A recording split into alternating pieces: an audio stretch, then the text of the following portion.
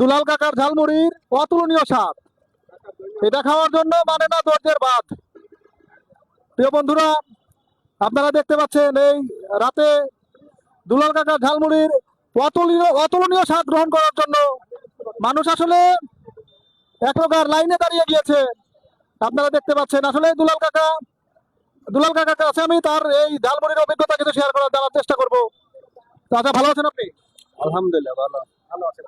আচ্ছা চাচা, আপনি এই পেশায় কতদিন ধরে করছেন? তাও 25 বছর।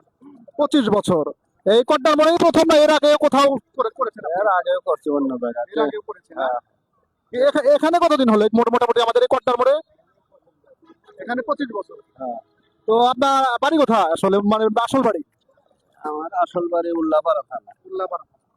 তা আমারে আপনারা জানার চেষ্টা করলেন, আমার চাচা যদি আস্তে আস্তে কথা বললো, আমরা ছোটবেলা থেকে জেনে আসছি যে আমাদের এই চাচা আসলে আমাদের এই সাধারণপুর কড্ডার মানুষই।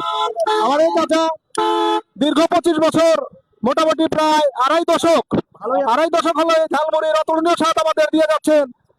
আমি আজকের মতো এই কড্ডার মোড় থেকে বিদায় নিচ্ছি।